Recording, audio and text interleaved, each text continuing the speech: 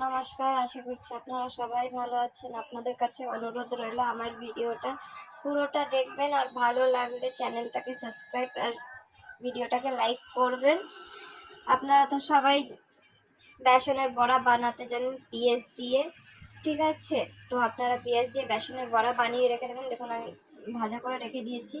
এর মধ্যে আধা লিটার আমি দই নিয়েছি, টক দই।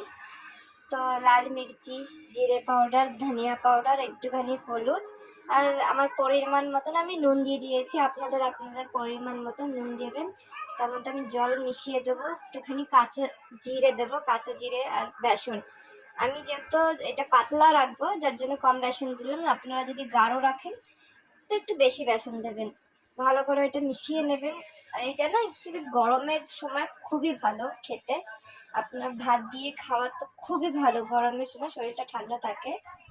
আর এর সঙ্গে আমি নিয়েছি পেঁয়াজ, জিরে দিয়ে, অ্যাকচুয়ালি রাই দিয়ে দিয়েছি। আমি তো সর্ষে দিয়ে, কারি পাতা দিয়ে আমি আর পেঁয়াজটা দিয়ে ভালো করে ভেজে নেব কাঁচা লঙ্কা দিয়ে। আর আপনারা চাইলে শুকনো লঙ্কা দিতে পারেন দুই একটা। আমি কাঁচা লঙ্কা দিয়েছি।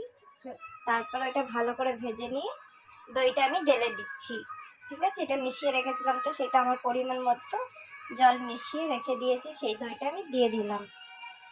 দিয়ে এটাকে ভালো করে ফুটাতে হবে। যখন এটা ফুটে উঠবে উপরে, তখন আমরা এর মধ্যে যে বেসনের বড়াগুলো বানানো ছিল সেই বড়াগুলো আমরা দিয়ে দেব।